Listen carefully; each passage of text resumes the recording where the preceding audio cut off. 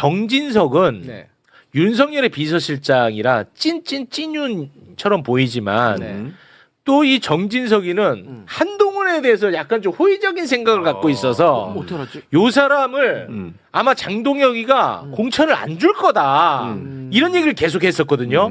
요 분석이 맞았던 걸까요? 그렇죠. 거기 정확하게 들어맞았죠. 들어가. 야, 좋았다. 거기에 플러스 사실은 좋았다. 장동혁 대표가 김태흠 지사의 지역구를 물려받아서 당선이 됐거든요. 그렇죠. 점으로. 네. 그러니까 사실 특수관계란 말이죠. 김태흠 지사는 지금 충남의 맹주가 되고 싶은 사람이고. 김태흠. 네, 근데 그 가장 걸림돌이 정진석이죠. 아. 네, 그렇기 때문에 사실 그 연결고리가 있다.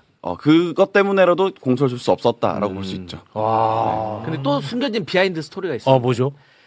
원래 국민의힘의 부의장이 전반기에 주호영이었잖아요. 예. 네. 그때 경선을 조경태하고 했어요. 그러면 그러면 우리가 하반기에는 보통 전반기에 주호영했으면 하반기엔 조경태 하는 게 관례입니다. 근데 그래. 굳이 누가 손들고 내가 할래 하고 나서면 이건 경선을 해야 돼요. 근데 누가 손들고 나섰냐? 박덕흠이 나섰어요. 국회 부의장. 국회 부의장. 그런데 본인과의 어떤 친직 관계라는 그런 것 때문에 정진석을 공천을 주게 되면 본인 부의장 구도에 상당히 타격이 됩니다. 원내 들어와가지고. 그래서 영향주구나. 그것을 잘랐다는 말이 있고 그 관계를 안 조경태가 열이 받아가지고 그 박형준 개소식 가가지고 장동영 가이소 막 해버린 난리 게 났었잖아. 예, 내가 했던 걸 지금 박덕흠한테 뺏기게 돼가지고 그런 연결 그런 비하인드 수면 아래 얘기가 또 있습니다. 와, 그게 만약에 사실이라면 진짜 쓰레기. 다들 그러니까 자기장 자기밖에 몰라 다들. 그러니까 되게 정의로운 목표가 있는 것 같잖아요. 근데 또 안에 또 자기 정치가 있는 거예요. 맞다면 그게. 맞다면. 개소식 예, 얘기하니까 맞다면. 비하인드 하나만 말씀드리면 그 이제 박형준 시장 쪽에서는 안 불렀다 그러더라고요. 누구를요? 그랬어? 조경태를? 장동혁 대표. 장동혁을. 스스로 왔다. 그래요? 네. 근데 언론상으로는 양 캠프에서 먼저 요청해가지고 간 거라고 막. 아니랍니다. 네, 스스로 왔다. 다음엔 안 부를 거다. 안 된다. 불러야 된다. 우리 장동혁 장군님 그거 함부로 혼자 내버려 두면 안 됩니다. 근데 박형준은 진짜 비겁하다. 경선 치를 때는 윤호겐인 것처럼 하다가 손영보 목사 아들. 이제 본선 치르니까 윤호겐 치는 것처럼 얘기하고. 야, 진짜 못됐다. 이번 주 일요일 날 지금 그러면 박민식 개소식에 갈 건지 한동훈 개소식에 갈 건지 이런 것도 다 지켜봐야 돼요. 네. 자, 그러면 최욱 최대의 관심 지역구 부산 북구갑으로 가도록 하겠습니다. 할 이야기가 진짜 많거든요. 한동훈이 마치 윤석열과 싸운 것처럼 행동을 하고 마치 합리적 보수인 것처럼 행동하는 것 때문에 제가 무척 괴로운 사람입니다. 네. 그래서 나는 장동혁보다 한동훈이 더 고통스러운 사람입니다. 그런데 한동훈 스스로가 나 그렇게 합리적인 사람은 아니다 라는 것을 인증을 이번에 해버렸습니다. 그래요? 여러분 속으면 안 된다고? 그렇지. 예. 왜 자꾸 속으셔? 나 윤석열 밑에서 일했던 사람이야. 답답하시네. 내가 그렇게 또 증명을 해야 돼. 힌트 하나 더 갑니다. 힌트 하나 더 나고 이번에 진짜 강력한 힌트 줬어요. 네. 바로 후원 회장으로 정형근 전 검사를 위촉을 했습니다. 정형근. 요거를 이제 한동훈이가 본인이 스스로 밝혔는데요. 한동훈이 페북 네. 소개 좀 부탁드립니다. 자, 부산 북구에서 3선 의원을 지내신 정영근 전 의원님을 부산 북구가 무소속 한동훈 후보 후원회장으로 모시기로 했습니다. 깊이 감사드립니다. 부산 북구의 미래를 위해 최선을 다하겠습니다. 이렇게 올렸어요. 그렇습니다. 자, 정형근 모르는 분도 많이 계실 수 있습니다. 정형근 얼굴 한번 보고 갈까요? 네. 이 사람 부산의 3선 의원이고요. 안기부, 지금 국정원이 내전 안기부라고 불렀죠. 안기부 대공수사단장을 했고요. 반헌법 행위자 열전에 등재가 돼 있는 사람입니다. 네. 뉴라이트 전국연합 상임의장도 맡았던 사람이고요. 공안검사입니다. 그렇습니다. 야, 여러분 여기 계신 분들 비판하고 싶어서 막 시동 거는데 여러분이 나설 필요가 없습니다. 그래요? 이제는 여러분이 할 일이 없어요. 오. 네. 국민의힘 지도부가 바로 바른 말을 하기 때문입니다. 박민영 국민의힘 대변인. 박민영? 그냥 페북만 여러분께 네. 소개해드리면 됩니다. 아니 중도 노래를 부르면서 지도부를 강성이라 악마하더니 성기 고문, 불륜 같은 입에 담고 싶도 않은 논란에 잊혀진 올드맨을 데려다 아무튼 강성층에게는 소구가 된다. 주장하는 한동훈 계파의 인식 세계가 놀랍습니다. 결국 중도니 보수니가 중요했던 게 아니라 교주 한동훈을 모시며 알량한 말장난으로 우리 당원 지지자들을 모욕해왔다는 자백으로밖에 안 들립니다. 정치인이 아니라 교주가 되는 게 목적이면 파라솔 이고 시장 돌아다니는 코미디 그만 찍고 정치권을 떠나 사이비 교단이나 차리길 권합니다. 이보다 더 비판 잘할 자신 있어? 없어. 자 그러면은 이제 응? 정영근이 무슨 뭐 성기 고문을 하고 불륜? 잘 몰라요 저. 그냥 우리는 이제 자료만 보여드리면 됩니다. 안기부에서 정영근이가 성기 고문까지 했다는 주장이 있었고 관련 보도가 있었어요. 그래요? 그 보도만 그냥 여러분에게 띄워드립니다. 네, 1900 아니 띄워드립니다. 가만히 계세요. 당시 정영근 의원 같은 경우는 저를 직접 고문을 했거든요. 막대기를 가지고 제 성기 친다든가 아주 치욕적입니다.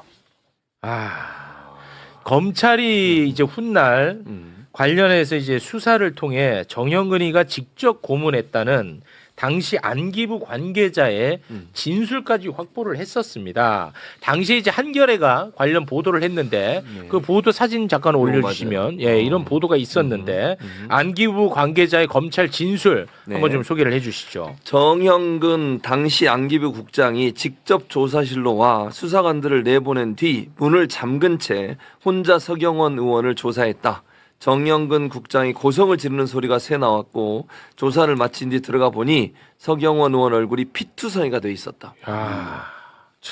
고문 기술자 다들 알죠? 이근환이. 아 네. 이근환이 그 김근태 선생님 고문 관계대 했죠. 얘가 이근환이 보냈다는 지시했다는 얘기들도 있었습니다. 고문 지휘관이죠. 예, 고문 지휘관으로 정말 이런 정말 사람을 피가 거꾸로 솟습니다. 이런 사람을 후원회장이 앉혔습니다. 자 그러면 분류는 또 무슨 말이야? 뭐 모르지겠지. 네, 전혀 모르겠어요. 정영근이가 의원 시절에 참 이런 사람을 또 의원으로 뽑아준 것도 난 너무 속상합니다. 근데 의원 시절에 어떤 한 유부녀하고 호텔방에 있었는데 그 유부녀의 남편이 기자들을 불러가지고 카메라를 그냥 찍어버렸습니다. 그래서 그 영상이 있어요. 그러니까 현장을 덮쳤어. 현장을.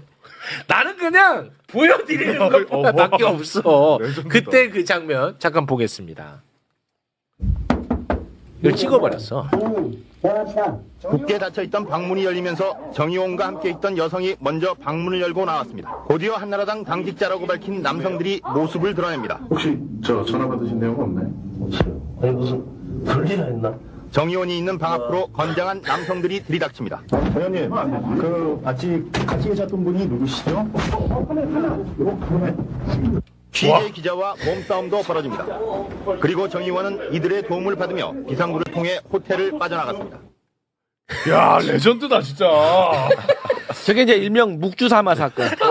네, 묵주사마 사건. 묵주사마. 그러니까 이제 묵주 돌렸다. 여성분이 외국에서 묵주를 좀 많이 사가지고 한 오신 100개 거야. 사왔다고. 네, 100개. 그래서 그 100개를 받으러 굳이 저기 가셔가지고 기자들이 떡떡떡하고 남편이 하는데 1시간 반 동안 계셨던 그 묵주사마 사건.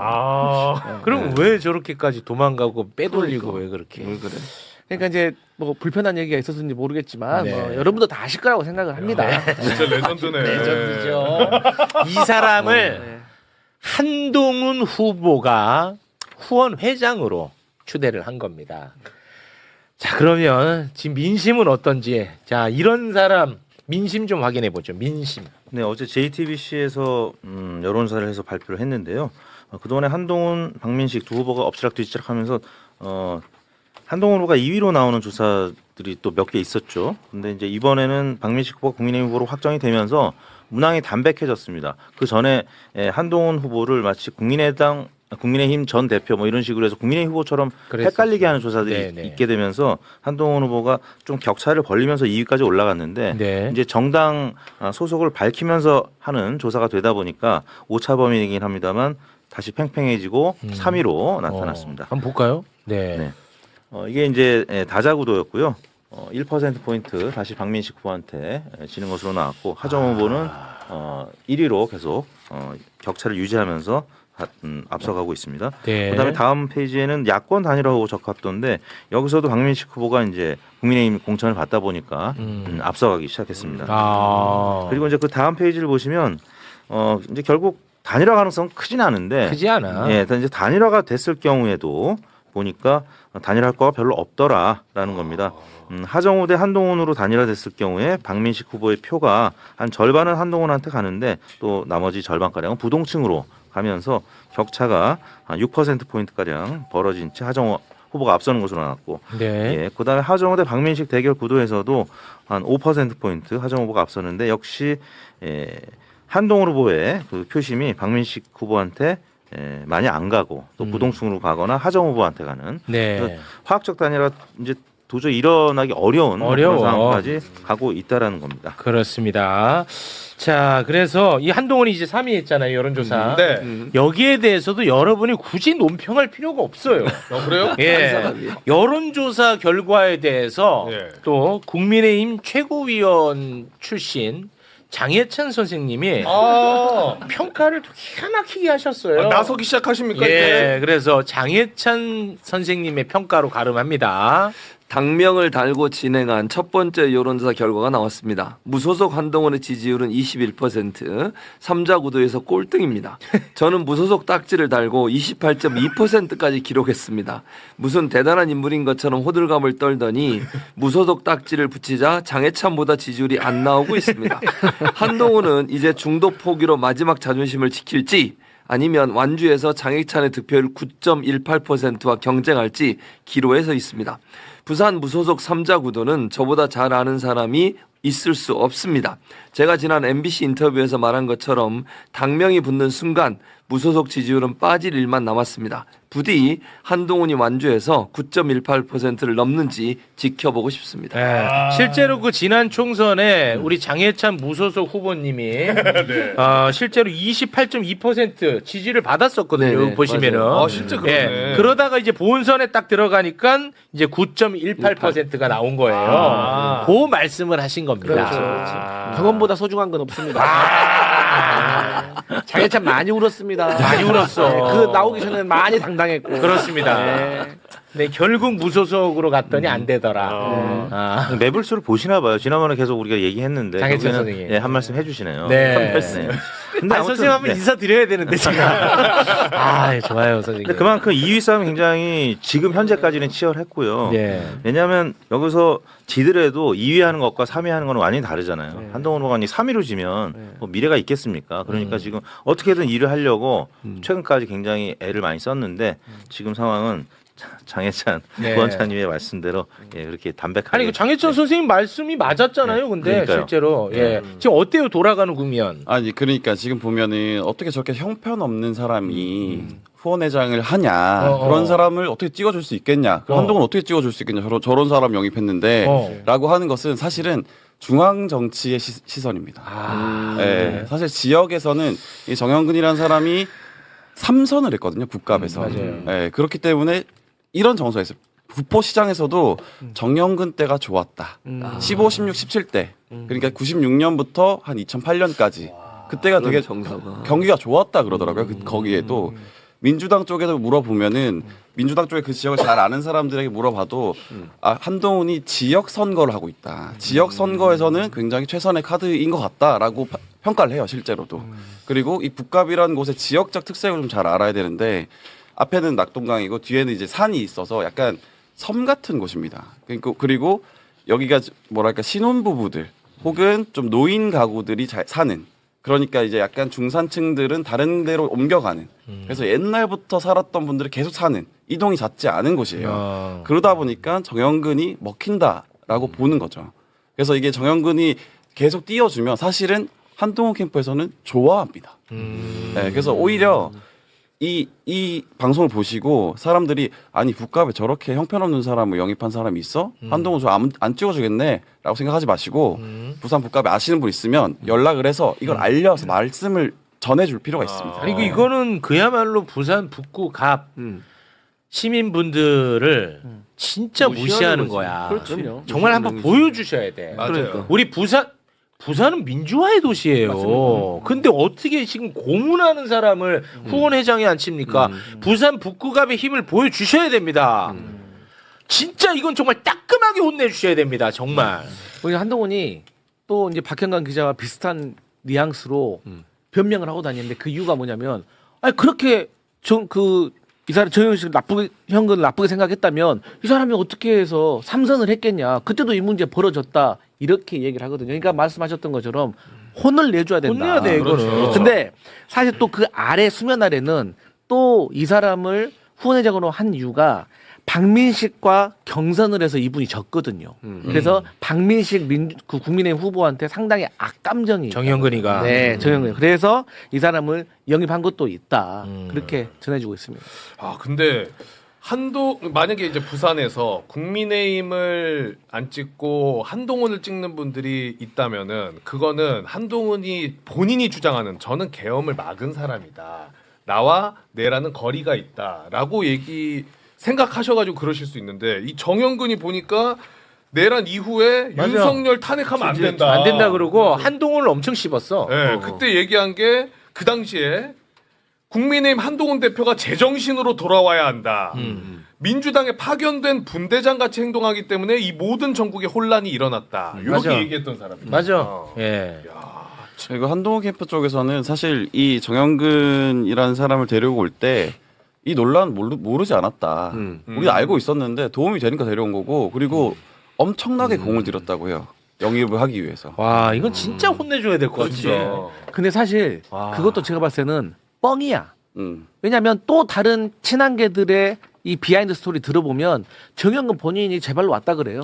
그래가지고 도와주겠다라고 하니까 여기가 한동훈이 무소속이잖아요. 근데 이제 지방선거 실무로 딱 따져보면 양 당은 시의원, 구의원 조직이 있단 말이에요.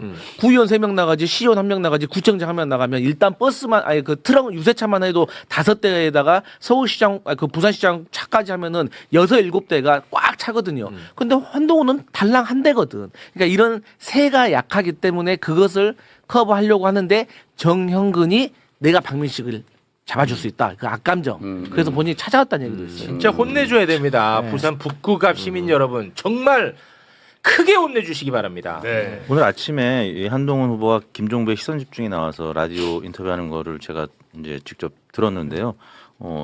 당연히 이 사안이 굉장히 오랫동안 다뤄졌습니다. 근데 진행자한테 굉장히 약간은 좀 비매너. 예, 약간은 좀 공격적으로. 예, 공격적으로 이렇게 표현하면서 청취자 입장에서는 조금 당혹스러울 수 있는 그런 인터뷰였거든요. 네. 그러니까 예상치 못했던 것 같아요. 이런 후폭풍이 있을지. 그러니까 보수 진영에서 적어도 2위는 해야 되겠다라는 어떤 셈법에 의해서 그렇게 다가오니까 후원회장을 부탁을 드렸는데 네. 이게 중앙 정치에서 이렇게 후폭풍이 클지는 몰랐던 것 같아요. 그래서 계속 그 질문하니까 굉장히 좀 짜증 섞인 그런 그래요? 인터뷰를 했거든요. 그러면 되게 이거 평생 이것만 물어봐야겠다.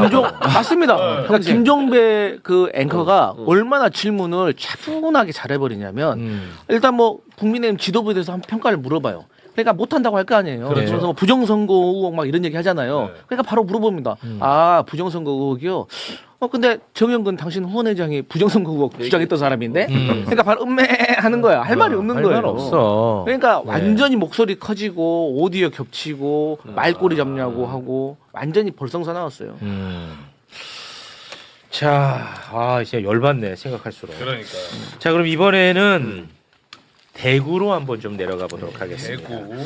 결국 이제 선거가 가까워지면 대구는 국민의힘으로 결집한다. 뭐 이런 얘기를 전문가분들이 많이 하지 않았습니까? 네. 근데 실제로 조금 그렇게 되는 모양새인 것 같은데. 네, 어떻습니까? 지난 총선 때 우리가 이제 부산에서 그런 모습을 봤죠. 이른바 까치밥 이론입니다. 영남 보수층에서 국민의힘이 너무 폭망할까봐 그래도 의석은 지켜줘야 된다. 그래서 지난 총선 때도 18개 중에 전재수 의원만 살아남지 않았습니까? 민주당 후보들이 꽤 많이 약진을 해서 40% 이상 득표한 후보들이 대부분인데 의석은 한 석밖에 거두지 못한 게 그만큼 PK, 뭐 TK는 뭐 더하고요. 그래서 국민의힘을 망하게 할 수는 없다. 이런 심리가 지금 그러니까 왜? 국민의힘이 시민들을 지켜줘야지, 망하지 않게 해줘야지. 그 지역 다 망하게 하고 네. 나라 다 망하게 하는데 왜 국민의힘은 망하면 안 돼요? 저한테 그렇죠. 저도 그 생각하고 있었는데. 이택수 지난주에 저한테 그러세요. 역시 이택수. 왜 나만 갖고 그래?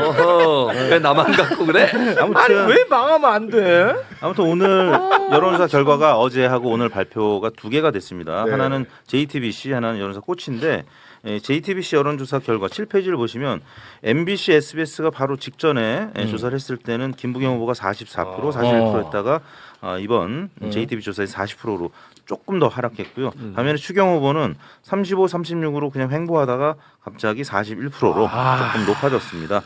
그만큼 부동층이 조금 줄어들고 추경 후보한테 그동안에 추경 후보를 지지한다 밝히지 못했던 분들이 이제 샤이를 벗고 지금 서서히 우리가 남해가 정서로 지금 지지를 나타내고 있습니다. 그리고 아니 김부겸이 남이 아니잖아요. 그렇죠. 왜 또 저한테 그러시죠? 누가 뭐래요? 아니 김부겸이 무슨 서울 사람이 아니야. 그래서 8페이지에 보시면 정당 지지율 자체가 조금 바뀌었고요. 그러니까 국민의힘이 38%에서 44%로 많이 올라갔고 대통령 국정수행 평가도 60% 넘다가 지금 다시 50% 정도 선으로 많이 하락하는 그런 모양새가 됐고 여론사 꽃에서도 김부겸 후보가 많이 그동안에 앞섰는데 오늘 아침에 발표된 조사 결과를 보면 JTBC 결과랑 거의 비슷하게 동률로 나타났습니다. 그 여론조사 할 때 내란 중요 임무 종사 혐의 피고인이라고 얘기해요 안 해요? 안 하죠. 왜 안 해? 그거 공정하지 않잖아. 근데 그런 그 워딩을 넣잖아요. 그럼 이제 여론사 심의위원회에서 경쟁 후보도 뭐 어떤 약점을 동등하게 밸런스를 맞추라고 항상 얘기를 합니다. 그러니까 보통은 이제 다 빼죠. 밸런스를 어떻게 맞춰? 이거는 완전히 헌법 파괴인데 이걸 어떻게 밸런스를 맞춰? 왜 저한테 그랬어요? 나 진짜 화가 많이 나네. 근데 이게 만약에 블랙아웃 기간 직전에 이렇게 조사가 이제 발표가 되면은 김부겸 후보는 손을 쓸 수가 없는데 그나마 다행이다. 예, 지금 한 3주 남은 상황이기 때문에 민주당 지지층도 다시 결집할 수 있는. 왜냐하면 지금은 사실 김부겸 후보가 너무 앞서가 있었기 때문에 우리가 이제 뭐 경북이라든지 뭐 울산 경남 쪽을 조금 더 관심 있게 보다가 이제는 다시 김부겸 후보 쪽으로 관심을 가질 때가 된 것 같습니다. 이거 대구는 대구를 어떻게 해야? 그러니까 어찌됐든 대구는 민주당보다는 김부겸 인기가 더 많잖아요. 그렇죠. 어떻게 해야 김부겸 후보한테 좀 도움이 될까? 사실 우리나라가 대통령이 직접 정치적 혹은 뭐 선거와 관련된 입장을 밝힐 수 있다면 캠페인이 여당으로서는 훨씬 수월할 텐데 그걸 밝힐 수가 없잖아요. 그럼 결국에는 여당이라든지 후보들이 중앙정부하고 어떻게 호흡을 맞춰 갈 것인지 그리고 정책 좀 구체적으로 중앙정부의 어떤 지원을 받을 수 있을 것인지 굉장히 실리적인 그런 이야기들을 많이 해야 될 것 같고요. 중앙당에서 그동안에는 많이 또 대구에 김부겸 후보를 좀 응원하고 격려해서 내려갔는데 그거보다는 김부겸 후보 본인 경쟁력 그리고 정부하고의 어떤 정부와의 소통하는 모습을 좀 그런 부분을 좀 강조를 해야 될 것 같습니다. 그래. 제 생각에는 일단 이런 조금 분위기를 만들어야 돼요. 뭐 이미 알고는 있지만 대구에서 추경호 되면 장동혁 살아난다 이런 논리를 주장을 해줘야 되고 왜요? 분위기 왜 안 좋아? 그런 게 좀 의미가 있어? 그럼요. 아니 대구 경제를 살릴까 말까를 해야지. 장동혁 살릴까 말까가 뭐가 중요해? 그건 당연한 얘기고, 당연한 얘기고. 그다음에 지금 최근에 이제 김종인 전 비대위원장이 김부겸에 대해서 좋게 얘기를 해주고 독일을 갔거든요. 이렇게 보수에서 조금 어른들이 이번에는 김부겸 시켜줘야 된다라는 얘기를 좀 해줘야 돼요. 네, 이재명 대통령 선대 상임위원장 하셨던 윤여준 전 장관께서도 조만간 대구 한번 내려가신다는. 그런 게 좀 의미가 있어요. 네, 그럼요.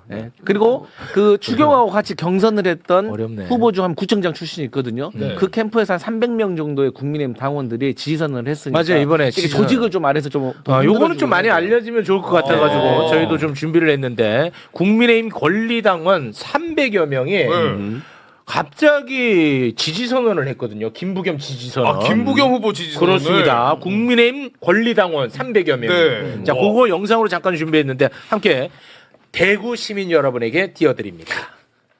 그들은 시장, 국회의원 자리를 지역을 위해 봉사하는 자리가 아니라 그저 해먹는 자리로 여겼습니다. 그저 해먹는 자리를 놓고 버리는 그들의 악의 다툼에 이제 더 이상 속지 않으려 합니다. 이런 거는 좀 의미가 있어요. 이런 것들이 중요하죠. 이런 거 중요해. 근데 이제 뭐 아까 잠깐 얘기했지만 어렵네. 기본적으로 대구 신공항 문제라든지 이런 부분을 조금 부각시켜서 정부에서 좀 발표하는 것도 의미가 있지 않나는 생각도 들어요, 사실은. 그러니까 정책적 지원뿐만 아니라 경제적 지원을 할 수 있는 부분들을 중앙 정부가 어떻게 도울 수 있는지 하는 부분들을 조금 아니 추경호가 되면 아예 안 되지. 안 그거는. 협조가 안 될 텐데. 당연하지. 아니 그리고 그러니까 그걸 어필을 해야지 중앙 정부. 아니 그리고 대구 출신이라는 사람이 본인이 집권 여당일 때 경제부총리를 해도 대구 발전을 못 시킨 사람인데 지금 이 상황에서 뭘 딱 능력 그리고 대구 발전만 봐서 김부겸 후보로 해주시는 게 맞는데. 그러니까 제가 그래서 계속 말씀드렸잖아요. 우리 대구 시민분들 이번 한 번만 그러니까 국민의힘을 워낙 사랑하시잖아요. 그러니까 이번 한 번만 워낙 못했으니까 혼내는 차원에서 이번 딱 한 번만 국민의힘 정말 잘 되라고 김부겸 한번 도와주시고 다음에 국민의힘으로 가면 되잖아. 그럼 정신 차릴 거 아니에요, 국민의힘이. 그렇죠. 맞잖아. 네. 어때 이거?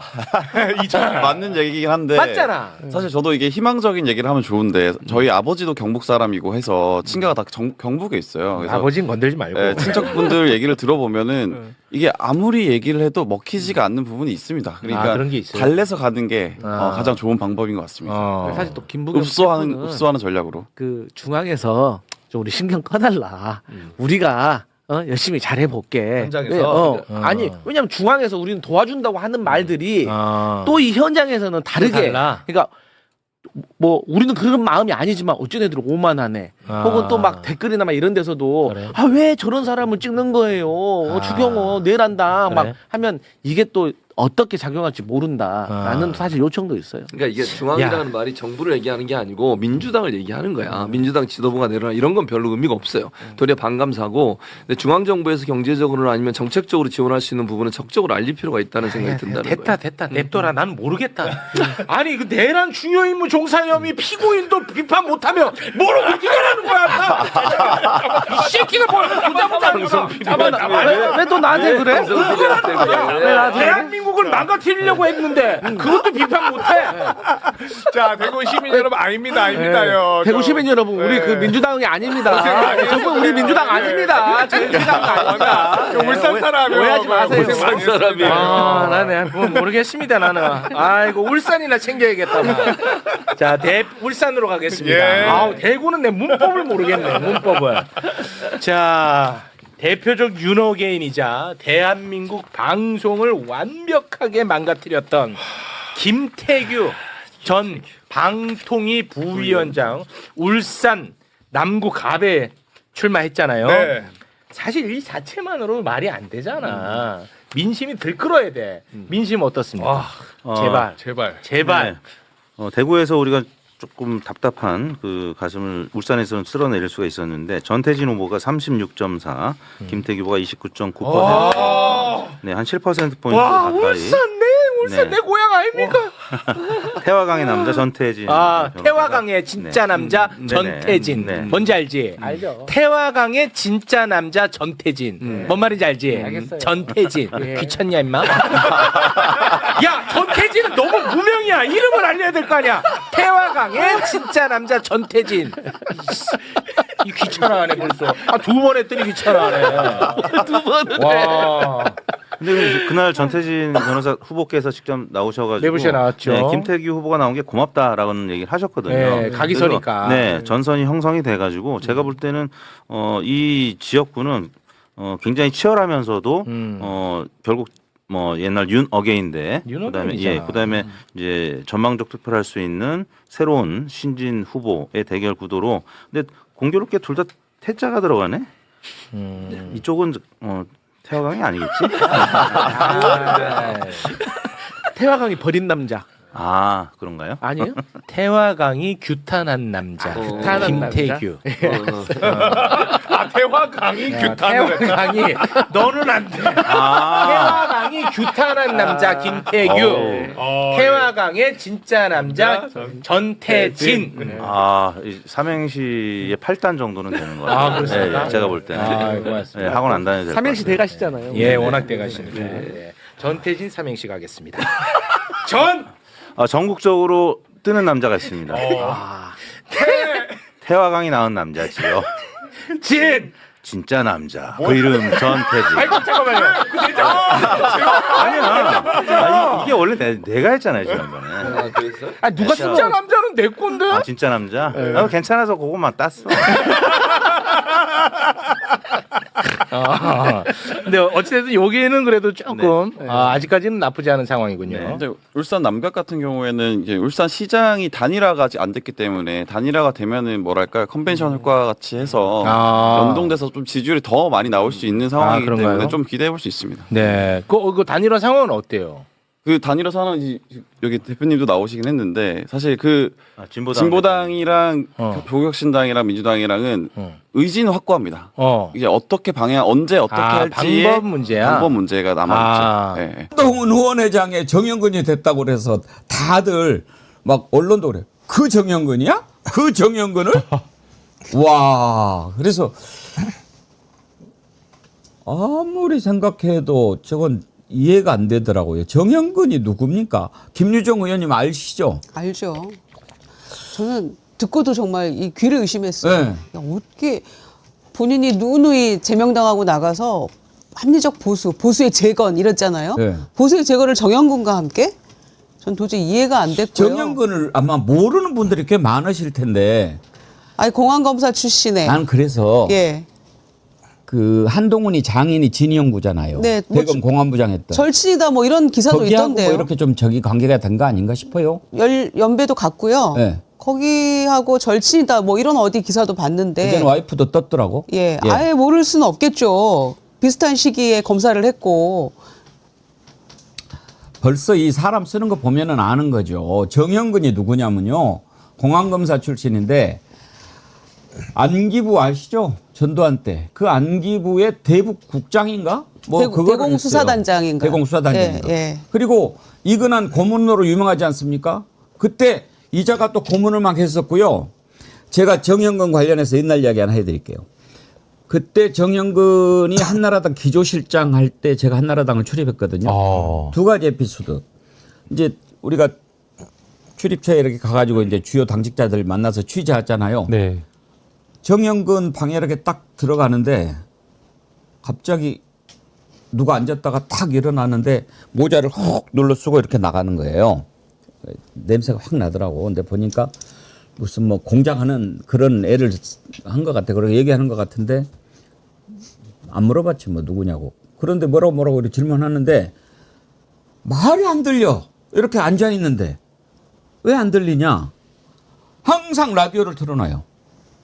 라디오를 틀어놓고 그 라디오 소리보다 더 작게 얘기를 해. 그러니까 평생 도청해 먹고 사는 자니까 이게 이제 습관이 돼가지고 자기 말하는 것이 도청이 안 되거나 녹음이 안 되게 하려고 라디오를 틀어놓고 그 라디오보다 더 작은 소리로 그래가지고 이렇게 이야기. 해본 놈이 더 잘하는 거죠. 그렇죠. 네. 그래서 야 이거 정말 안기부에서 그 정보 조작하고 이러던 자니까 그렇구나라고 하는 것 하나 느꼈고 또 하나는 그때만 해도 제가 그러니까 순진했던 거죠. 이렇게 그 총선을 앞두고 있을 때인데 그때 상당히 한나라당이 불리할 때였어요. 근데 이렇게 이제 카메라 기자랑 같이 그 상임위원회 회의장을 쑥 들어갔는데 갑자기 우리 카메라를 딱 보더니 이자가 가만히 있다가 갑자기 막 지역 감정 조장하는 발언을 하는 거예요. 전라도가 뭐 어쩌고 갑자기.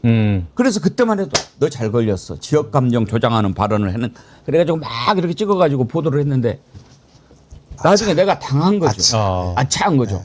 그러니까 우리 카메라 이렇게 딱 들어오는 거를 보고 일부러 지역 감정 조장하는 발언을 해가지고 그걸 부산 지역에 들어가지고 이자가 그때 부산 북구예요. 네, 맞습니다. 그러니까 이제 그 부산 북구에서 삼선을 했기 때문에 한동훈이가 그 덕을 보려고 후원회장을 시킨 것 같은데 그렇죠. 그렇게 공작질을 해대던 자가 정영근입니다. 제가 그 두 가지 사례를 여러분한테 소개를 해드리는 게 이자가 어떤 자인가를 보여주게 한 거예요. 그러니까 떠오르는 게 공안검사, 안기부, 고문, 색깔론 이런 걸로 괴롭히던 사람이에요. 묵주.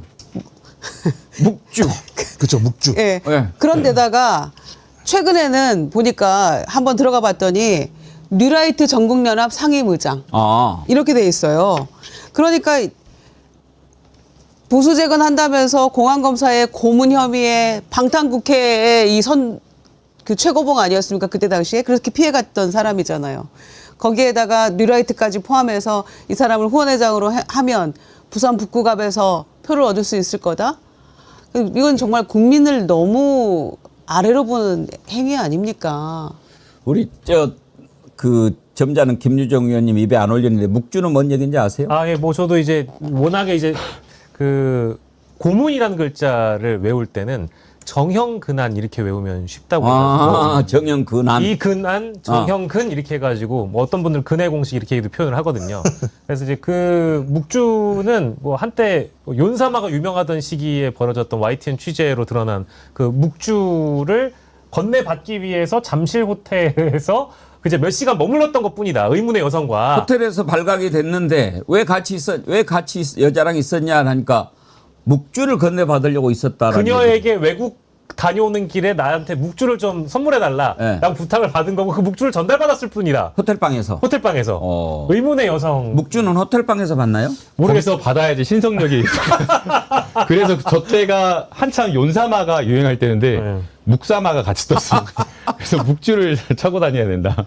정말 그 잊었던 그 이름을 한동훈을 통해서 듣게 될 줄은 진짜 꿈에도 몰랐어요. 이분이 두 가지를 더럽혔어요. 그러니까 이분이 천주교 신자라는 핑계로 묵주를 더럽혔고요. 그래서 이때도 논란이 많았던 걸로 기억하고 지금도 기사가 굉장히 많이 나와 있습니다. 저는 사실은 이 고문에 대해서는 참 얘기를 많이 들었고 악명 높은 인사이지만 저는 이분이 서울대 총학생회장 출신인지도 몰랐어요. 서울대 총학생회장 출신이더라고요.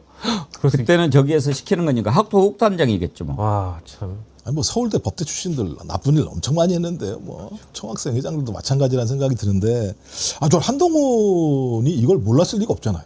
알고 있었는데 알고 한 거잖아요. 예, 알고 있었는데 그만큼 지금 북구갑의 선거가 녹록지 않다. 다급하다, 조급하다라는 것을 거꾸로 보여주는 거 아닌가 생각이. 궁하다는 건 알겠는데, 야, 근데 그렇게 자기가 그런 사람을 데리고 오면 자기가 거기 도움이 될 거라고 생각하는 이 사고방식 자체가 전 이해가 안 되는 거고, 또 한동훈이 맨날 이재명 당시 당대표 공격했던 게 뭡니까? 면책특권 뒤에 숨지 마십시오. 맨날 그랬던 거 아닙니까? 이 방탄국회 유명하게 만든 사람이 누굽니까? 정영근이에요.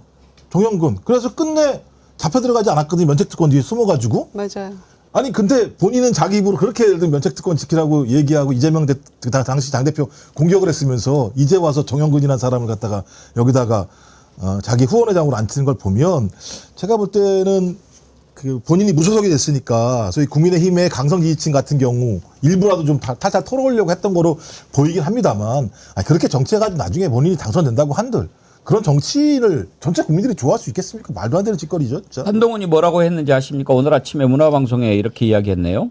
이거는 제 선거이지 후원회장을 선거하는 게 아닙니다. 랄지하고 자빠졌네. 무슨 개소리야 그게. 정말 무슨 개소리야네. 그리고 지역민의 많은 추천을 받았고 지역 내 신망이 크시다. 굉장히 크게 까먹는 발언인데다가 본인이 후원회장이 어떤 인물인지를 제대로 알지 못하고 떠드는 것 같은데요. 상징성이 분명히 있잖아요. 후원회장이라는 거는 내가 갖지 못한 부분을 대체해주는 인물이기도 하지만 그 캠프의 성격을 때론 규정하기도 하거든요. 근데 정영근 씨를 모셔다 놓고 지역민들의 어떤 뭐 요구를 받았다? 이거는 어제 서병수 전 시장이 명예선대위원장으로 국민의힘 탈당계를 제출하고 한동훈 캠프로 넘어온다고 했었던 게 플러스 10점. 정영근으로 마이너스 만점. 정영근이 어떤 자인지 혹시 궁금하시죠? 낯짝 한번 보시죠. 쓸데없는 소리 하지 마라. 쓸데없는 소리. 알아보고 해. 무조건 없는 거 덤태기 씌우고 없는 사실 악의적으로 조작하는 거 이것이 바로 지리산 말지산 수법입니다. 나라를 바로 세울 지도자가 바로 윤석열 후보라고 믿기에 여러분 제가 누굽니까? 제가 검사로 10년을 재직하고 서울지검에만 제가 쭉 두세 번을 있은 사람입니다. 그 다음 제가 안기부에 1차장까지 한 사람입니다. 누구보다도 권력의 메커니즘을 압니다. 그래서 어쨌다고. 어찌라고. 그런데 저 정영근 그 녹취 중에 그거는 우리가 못 들어봤는데 그것도 제가 들었어요. 부정선거를 옹호했던 자예요. 황교안이네. 네, 그런데 그 부정선거를 옹호했던 자가 부정선거는 절대 아니다라고 하는 한동훈의 후원회장을 맡는다. 초현실적이죠. 기본적으로 우리 김남국 후보님은 후원회장이 누굽니까? 제 아는 동생이 지금 하고 있습니다. 동생이? 아 그만큼 인적 네트워크가 좋다. 김유정 누나 어때요? 아 너무 좋습니다. 네, 우리 살리시오 선배님이신데요. 오빠는 안 돼도 누나는 되잖아. 여기 동문 세 분이 계시는 거구나 그러면. 저희가 원래 제가 초선 때는 지역에 덕망 있는 어른을 했습니다. 그러니까 원래 사실은 유명하신 분들을 많이 하고는 하잖아요. 그러나 그런 어떤 유명하신 분들보다 지역에서 활동하고 좀 지역 밀착형을 하고 싶다라는 그런 생각이 들어서 아시는 동네 분들로 많이 했었는데요. 이번 선거는 보궐선거인 만큼 장고와 좀 제가 투쟁을 하고 있거든요. 그래서 유명하신 분으로 한번 좀 구해볼 생각입니다. 아이고. 자, 모자 우싸. 네. 모자 우싸. 아니 보니까 정영근을 후원회장으로 내세운 이유가 박민식하고 지금 계속 싸우고 있잖아요. 그런 사이에 우리 하종 후보 쑥쑥 올라가고 있더라고요. 근데 박민식한테 이제 북구갑을 넘겨줬던 별로 구원이 있는 사이 아니겠어요. 정영근하고 박민식이 15, 16, 17을 부산 북구갑에서 하고 18대부터 이제 했단 말이에요. 박민식이. 그러니까 별로 좋지 않은데 어떻게 한두 표라도 끌어와야 되겠다. 워낙 조직력도 약하니까. 그게 이제 한동훈의 발상이었던 것 같은데 저는 완전한 패착이라고 생각해요. 근데 진짜 나쁜 자네. 어떻게 정영근을. 아니, 그 오늘 그 MBC 출연해가지고 이야기하면서 DJ도 엄삼탁 발탁하지 않았냐 이런 얘기를 했네. 정말. 그거랑 무슨 상관이야? 국정원 출신이다 이거지. 아니 그 얘기를 하는 게 아니잖아요. 국정원 네가 고문에 직접 관여했다라는 의혹이 굉장히 구체적으로 나오고 있잖아. 근데 본인 아니라고 저렇게 발뺌을 했고 그런 여러 가지 문제 때문에 야 수사받아 와라 그랬더니 나는 국회의원이거든. 난 면책특권이 있어. 안 나가면서 유야무야 됐던 사람. 그리고 따지고 보면 군사독재 아래서 그 공안검사를 하고 안기부에서 고문 수사를 했던 그런 사람을 보수 재건을 위해서 자기 후원회장으로 앉힌다라고 하는 말도 안 되는 논리를. 그리고 저는 아까 그 말씀 드렸는데 아니 친한계 의원들 맨날 뭐라 그럽니까? 당에서 뭐라고 하더라도 난 10번이라도 부산 내려가겠다고 얘기하잖아요. 국회로 좀 보내. 국회로. 개헌할 때 서울이 더 가깝잖아. 거기는 안 보내면서 무슨 말도 안 되는 짓을 하고 오지 말라 그랬대요. 한동훈이 오지 말라고. 한동훈 후보는 아직 그 검사의 무오류적 인식이 안 빠져 있는 것 같아요. 그리고 아무리 이제 윤석열과는 다르다라는 차별화를 내걸고 이제 친한계 인사들을 마치 굉장히 상식적인 사람들로 포장해서 자신의 세력들로 데리고 있지만 제가 보면은 그냥 술 안 마시는 윤석열이라는 표현이 딱 들어맞습니다. 야, 근데 오늘 쓰레기 다 나오네. 오늘 뭐 분리수거 날입니까? 김현태 있잖아요. 개항을 해 나간다고. 아니 왜? 원래 전환길이 아닌가요? 전환길이 아니고 김현태가 나가네. 따라다니더니 대신 나가기로 했나요? 네. 전환길이는 대선 준비해야 되나? 그 와중에 당대표 준비한다는. 당대표. 그 와중에 지금 임성근은 징역 3년 1심 선고네요. 징역 3년. 그것도 지금 하려고 그랬는데 임성근은 징역 3년인데 1심이 특검은 5년. 5년이었습니다. 네, 5년 구형했는데 3년. 네. 순직한 지 아니 3년 만에. 김현태가 왜 돌아다니는지 나는 그게 이해가 안 된다니까요. 지금 구속을 하는 게 사실은 마땅하죠. 왜 안 해요? 주요 중요 임무 종사자에 충분히 해당하고 현장에 있었잖아요. 현장에 있고 그다음에 지시를 직접 현장에서 내린 사람이잖아요. 네. 그리고 이제 만약 모든 죄를 인정하고 뉘우치고 반성한다라고 한다면 사실 불구속 상태에서 재판을 받을 수도 있습니다. 그런데 죄를 부인하고 있는 그런 상황이거든요. 단순히 죄를 부인하는 것을 넘어서서 내란에 대해서 굉장히 변명하고 뭐 직접적이진 않지만 약간 간접적으로 옹호하는 이런 비슷한 그런 유사한 발언들을 계속 해나가고 있는 사람이기 때문에 왜 이런 사람을 특검에서 구속 상태가 아니라 불구속 상태로 놔두는지 이거 사회 혼란이거든요. 아니 특검이 요청을 했다고 그러더라고요. 근데 법원이 지금 안 해주는 거 아니에요? 이제 뭐 더 계속 만약에 영장을 청구했는데 기각 나온다라고 하면 증거를 계속 보강해가지고 논리를 보강해서 계속 영장을 재청구할 수 있습니다. 저것도 아니라고 한다면 사법부 쪽에서는 이 어떤 선거에 입후보하는 사람을 일단 우선적으로 고려해서 법 집행을 좀 미루고 있다라고 저는 생각이 들고요. 지금 사실은 뭐 이제 김현태 씨뿐만 아니라 재판에 기소가 되어 있거나 아니면 수사 명단에 올라가 있는 사람들조차도 어쨌든 내가 선거에 직접적으로 뛰어든다라고 하면은 이걸 좀 딜레이 시킬 수 있다라는 그 효과를 누리기 위해서 일부러 더 저렇게 좀 발악을 하는 것 같아요. 그래도 구속돼도 시원치 않을 판에 그또 개항을 출마를 한다는 게 정말 그러니까 이 자들이 정말... 이번 선거를 무슨 뭐 돈 버는 판으로 생각하는 것 같아요. 그렇죠. 그 전환길하고 김은태하고 둘이서 전환길 TV 유튜브에서 농담처럼 얘기를 주고받다가 그래? 나도 출마할까? 그랬더니 전환길 선생님이 출마하시면 저도 출마하겠습니다. 경기지사 나간다고 그랬어요. 그렇게 얘기하면서 농담처럼 얘기가 됐어요. 그래서 저는 유튜브에서 농담처럼 얘기하면서 돈이나 받으려고 한 거라고 생각했었는데 갑자기 뉴스에 출마 이렇게 얘기했는데 에이씨 하겠어 그래도? 그랬는데 실제로 이제 바꾼 거죠. 원래 개항을 전환길이 나오려고 했었고 그다음에 경기지사나 뭐 어디더라 의왕인가 어딘가 뭐 또 하나 있던데 이천인가 어딘가 본인이 나오겠다고 이천시장인가 나오려고 했는데 전환길은 쏙 빠진 거죠. 안 나오면 안 된다는 걸 안 것 같고 그러니까 거기다 김현태 네가 나가라라고 얘기하면서 이슈를 만드는 거죠. 이슈를 만들어서 당선되겠습니까? 제가 돈 벌려고 하는 짓이라고 볼 수밖에 없는 거죠. 저희가 봤을 때는. 뭐 옆에서 정말 진지하게 안상갑을 뛰고 계시는 분도 계십니다만은 이게 제가 드는 생각은 정치가 장난이 아니고 출마도 장난이 아니지 않습니까? 적어도 이제 지방선거나 재보궐 정도를 출마한다고 하면 그 지역에 대한 이해도가 우선적으로 돼야 될 텐데 이분들이 개항을에 대한 어떤 이해가 있고 어떤 준비가 되는지 모르겠지만 너무 이 뭐랄까 정치를 장난으로 하는 것 같아요. 그러니까 말이에요. 선거가 민주주의의 꽃인데 이 내란 잔당들이 너도나도 출마를 하는 이 상황을 우리가 어떻게 판단을 해야 될까요? 내란에 대한 심판이 여전히 끝나지 않았다. 저희가 이렇게 볼 수밖에 없고요. 네. 국민들이 똑똑히 보시고 정말 평가하실 결국에는 겁니다. 정당에서 이것을 공천이라고 하는 과정을 통해서 걸러내지 못한다라고 한다면 선거라고 하는 심판 과정을 통해서 이번에 확실하게 심판하지 않는다라고 하면 저희가 역사가 앞으로 좀 더 진보하지는 못할 것 같다는 생각이 듭니다.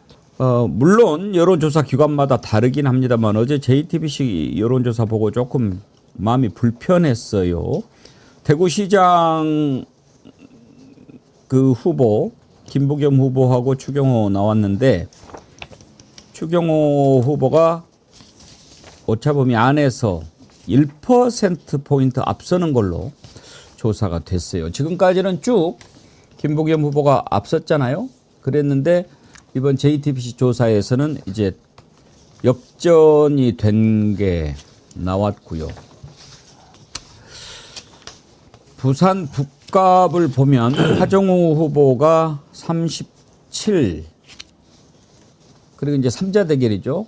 박민식이 26, 한동훈이 25 꼴찌인데 만약에 단일화가 이루어진다면 어떻게 되겠냐 그걸 물어봤더니 박민식하고 한동훈하고 누가 단일화가 됐으면 좋겠냐 했을 때 박민식으로 단일화되는 것이 더 좋다. 그런 의견이 더 높게 나왔고요.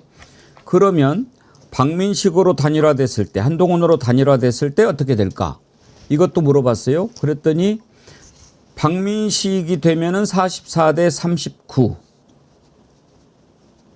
그거 바꿔줘 보세요. 그리고 한동훈이 되면 42대 36 이렇게 조사가 됐습니다. 이걸 보면 한동훈으로 만약에 됐을 때 국힘당 표가 한동훈으로 다 안 간다. 이거를 좀 알 수가 있는 거죠. 영남 지역의 마지막에 결집은 어느 정도 예상은 했습니다만은 대구가 뒤집힌 거는 좀 충격이에요, 김남국 후보님. 이제 저희가 민주당에서도 비공개 여론조사를 계속 많이 돌리고 있습니다. 그래서 한두 달 전부터 계속 돌리면서도 마지막 선거 직전에 가면 보수 결집이 있을 것이다 라고 하면서 전략을 수립하고 있었고요. 그리고 이제 그 보수 결집에 영향을 미치는 요인으로 저희가 컨트롤 가능한 것, 그러니까 전국에서 영향을 미치는 데에 컨트롤 가능한 것과 컨트롤 가능하지 못한 돌발적인 변수 이런 것들을 상정해 놓고 이야기를 하고 있었던 그런 상황인데요.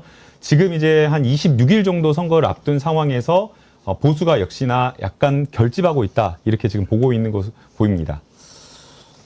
동수님 부산 대구 안 바뀝니다. 그러는데 글쎄요. 뭐 바뀌라는 얘기가 아니고 이번에는 좀 그 성숙한 그런 선택을 보여줬으면 좋겠다는 생각을 갖고는 있습니다만. 네, 근데 뭐 구조 자체가 그렇죠. 지난 대선, 그러니까 그 윤석열이 파면되고 난 대선에서도 대구 같은 경우는 30%대 중반 정도밖에 이재명 대통령이 득표할 했던 이런 정황이 있었고 부산 같은 경우도 보니까는 40대 중반이고 50%가 넘는 저쪽 진영이 그러니까 그런 상황에도 이런 일이 벌어졌는데 왜 그런 상황이 좋아졌느냐 판단해 보면은 두 가지 정도가 있겠죠. 그러니까 하나는 국민의힘이 여전히 내란에 대해서 반성하지 않는 점 하나하고 야 이재명 대통령에 대해서 과거에는 별로 좋아하지 않았었는데 일을 너무 잘해라고 얘기하면서 국정운영 지지층들이 이 두 가지가 충돌하게 되면서 초기에는 이런 분들이 계속 적극적으로 반응했던 것 같아요. 그래서 여론조사상에서 지표가 좋게 나왔는데 대체적으로 대구 캠프 사람들도 15% 정도를 봤었어요. 15% 정도는 언제라도 치고 올라올 수 있다. 보수가. 그다음에 부산 같은 경우는 7, 8%에서 10% 정도를 예상을 했었는데 이게 1차로 좀 빨리 올라온 측면이 있는 거죠. 제가 볼 때는 부산이나 대구에 있는 유권자층 같은 경우 매우 좀 심정이 복잡했을 것 같아요.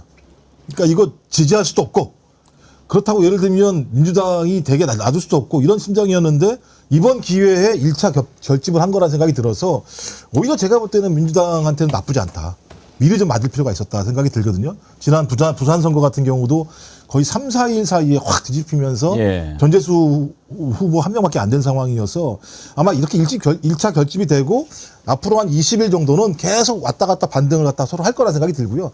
마지막 3, 4일이 중요할 거라 생각이 들긴 합니다. 근데 저는 이 정도 상황이 벌어지게 되면 보수 결집만 벌어지는 게 아니고요. 반대로 소위 민주 진보 진영 결집도 벌어질 거라고 생각이 들어요. 전 그래서 지난번 선거랑은 약간 다른 양상의 경합 구도가 만들어질 수 있다는 생각이 들어서 이제는 민주당이 어떤 모습을 보여줄 거가 되게 중요하다. 근데 아직까지 민주당이 민주당으로서 무엇을 할 수 있는지에 대한 명확한 메시지나 내용물을 보여주지 못한 측면이 있어서 제가 볼 때 그 하나의 고리를 좀 잘 풀어나가야 된다. 앞으로 한 보름 정도? 좀 그렇다고 한다면 옛날과는 좀 다른 어떤 결과가 나올 수 있다라고 하는 조심스러운 좀 예측을 해보기도 하는 거죠. 저는 2주 전에 있었던 그 민주당이 상당히 앞서가는 전국 여론조사를 보면은 경북을 빼고 상당히 앞서가는 여론조사들이 2, 3주 전까지만 해도 나왔는데 그 사이에 무슨 일이 있어서 이제 이런 어떤 영남 지역에서 특히 격전지 접전지에서 자꾸 이제 여야가 붙는 조사가 나오는지를 가만히 살펴보면 어쨌든 민주당 쪽에서 빌미를 제공한 측면이 분명히 존재하긴 합니다. 그거는 사실 인정하고 넘어가야 되는 측면이 있습니다. 특히 조작기소 특위 이후에 특검법을 발의하고 5월 안에 전격적으로 통과시키려고 했던 그 움직임 자체가 야당에게 명분을 준 건 사실이고요. 야당에 명분을 줬다는 건 또 다른 의미로 따지면 민주당을 비토할 결심, 즉 민주당이 싫어서 국민의힘을 미워도 다시 한번 치겠다라는 그 어떤 보수의 결집과 자극을 일어나게 만들었다는 거. 그건 이제 인정하고 가야 될 것 같아요. 여기 하나 더해서 이제 우리 김남국 후보님 같은 경우는 전혀 그러신 분이 아닌데 다른 지도부의 일원이거나 다른 후보들이 접전지, 격전지에서 뛰고 있는 후보들의 마음을 전혀 이해를 못하는 것 같아요. 내 말 한마디가 전체 판세를 뒤집어버릴 수 있다라는, 특히 접전지, 격전지의 판세를 뒤집을 수 있다는 가능성을 모르고 떠들어대는 것 같아요. 제가 죄송한 표현입니다만 오빠 논란도 거기 들어가고요. 그리고 최근에 어떤 분은 따까리라는 표현을 썼었고요. 공무원은 따까리다. 게다가 또 어떤 분은 또 공소 취소 물어봐라. 10중에 8은 국민들이 모른다. 이런 걸 왜 합니까? 제가 정말 답답한 거는 정말 그 김부겸 후보라든지 제가 이번에도 뭐 강원도, 충남 이런 데 조사하다 보니까요. 52표, 24표 차이로 져가지고 군수 자리 내어준 기초단체장들이 수룩빽빽합니다. 그런 분들의 마음은 중앙 여론에 나왔던 민주당 비토 정서를 건드리는 그런 기사가 하나 나오면 자기가 확보해야 될 100표가 날아가 버려요. 그러면 자기의 당선이 날아가는 겁니다. 그런 거를 모르고 일부 정치인들이 떠들어대고 있다. 이거는 이제 명심을 하셔야 될 것 같고, 그래서 저는 지금 공격에 방어하고 의혹 제기에 반응하는 식의 핑퐁을 할 게 아니라 지금 민주당이 내세워야 될 건 대통령의 성과, 민주당의 성과, 특히 지금 7,500 넘어간 이 코스피 지수 얼마나 대단합니까? 이거를 전면적으로 홍보해서 프레임을 바꿔줘야 되는데 이런 걸 홍보하는 게 잘 안 보여요. 이게 좀 아쉽다는 말씀 드립니다. 저도 홍보 전략 회의를 다시 수립하겠습니다. 말씀 들어보니까 오늘 저희 방송 들어오기 전에 HMM에서 임시주총을 열었더라고요. 그럼 좋죠. 그래가지고 이제 사실 확정했던데. 이전한다 이야기가 있었는데 구체적인 계획까지 수립해서 이전 계획을 임시주총을 열어서 확정을 했기 때문에 부산의 이러한 어떤 선물 보따리, 이재명 대통령 그냥 공약사항을 말로만 하는 것이 아니라 즉각 실행하고 임기 불과 6개월, 8개월, 10개월밖에 안 됐는데 부산에 해준 게 너무 많습니다. HM도 있고요. 해사법원 설치도 있고요. 또 동시에 해양수도 하겠다라고 하면서 부산 주민들, 시민들이 느낄 만한 그러한 어떤 눈에 띄는 수건 사업들 해결들이 있기 때문에 아마 이러한 민심이 부산을 넘어서 대구 경북으로 경남으로 넘어간다라고 한다면 결집 뭐 보수가 결집하겠다라고 한다면 이재명 대통령 이재명 정부의 성과를 기반으로 해서 좀 지지율이 예. 좀 더 오르지 않을까. 자, 아까 보려고 했던 거 하정우 후보 뭐 처음에는 조금 뭐 어리버리했죠. 처음 뭐 정치하는데 쉽겠어요. 근데 이제는 조금 여유가 생겼더라고요. 그 쇼츠 영상 올렸는데 한번 보십시오. 부산 사람들이 이런 거 된다며. 이 되나? 당신 너 돼? 뭐요? 했더니 2와 1을 구분해서 발음할 수 있다며? 아, 해볼게요. 요게 됩니다. 2의 2승, 2의 2승, 2의 2승, 2의 2승. 본토, 북구, 아니죠. 부산 출신들은 됩니다. 따라해 보이소. 고생한다. 2의 2승. 2의 2승. 2의 2승. 2의 2. 아, 어려운데? 아니, 본토잖아요, 본토, 부산이. 아주 어릴 때인데 기억이 어렸을 때. 나겠습니까? 네. 영어 2 모를 때. 와, 근데 이거 알아먹지를 못하겠는데요. 뭔 말인지? 네. 2의 2승. 그 발음으로 숫자 2하고 네, 그러니까요. 영어 2하고 네. 그게 억양이 다르잖아요. 아니, 억양이 다른데 2의 2승. 2의 2승. 2의 2승. 몰라요? 모르겠어요. 부산 아니구나. 와. 그러니까 부산 북구간만 알면 돼요.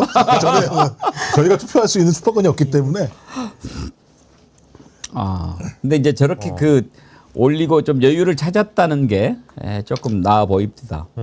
실제 만나보면요. 되게 소탈하시고 네, 편안하시고 청와대에서 네. 같이 네. 저기 했죠. 네, 같이 뭐 근데 아주 친화력이 좋다고 그럽니다. 네, 바로 제 옆방이었거든요. 옆방이었거든요. 네. 옆방이었을 거예요. 근데 되게 편안하시고 보면 이제 까칠하고 어려우신 분들 있잖아요. 네. 그래서 다가가기가 쉽지 않은 그런 분들이 있는데 우리 너무나 하정우 수석 같은 경우는 되게 편안하고 소탈하신 분이셔가지고 청와대에서도 인기가 많았습니다. 네. 그런 친화력을 해가지고 저는 좀 그 하정우 후보께서 부산 북갑에는 원주민들이 많이 계시거든요. 그래도 젊은 분들보다는 그래도 좀 중장년층 세대가 많이 가는 동네 이제 골목골목에 이제 목욕탕이 있으면 아침 일정을 좀 목욕탕으로 시작을 했으면 좋겠어요. 왜냐하면 타 후보와는 다르게 내추럴한 모습으로 있는 그대로의 모습을 또 이제 목욕탕에서 보여줄 수 있는 거기 때문에 때도 밀어드리고 얼마나 좋습니까? 다른 후보는 아마 뭐 좀 내추럴하게 또 못 가기 때문에 어떤 말씀인지 이해하셨죠? 예. 그 동네 목욕탕 효과가 크죠. 그렇죠. 그래서 본인이 막 얘기하면서 94년에 주민등록증을 만들었는데 거기에 북구 괴법동이라고 되어 있다. 북구 맞다 아닙니까? 이렇게 얘기를 하는데 맞네라고 제가 고개를 끄덕이게 되더라고요. 근데 굉장히 그거를 친숙하게 편안하게 얘기를 잘해서 이제 초반에 조금 긴장감 실수 이런 거 금방 만회가 되겠다. 부침성 있게 하면. 저희가 딱 보면 이게 선거나 이런 거 할 DNA가 있는지 없는지 보이잖아요.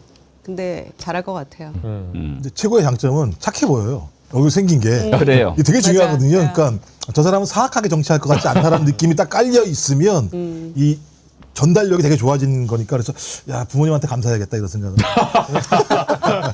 아니 근데 이제 저기 전재수 후보와의 시너지가 뭐 얼마 전에도 같이 AI 부산 만들겠다고 공동 발표도 하시고 이런 게 슬슬 시너지 효과가 나기 시작하면서 조직표도 붙고 하다 보면 인물 경쟁력이 또 이제 드러나면서 아마 지지도도 더 이거보다 올라가지 않을까.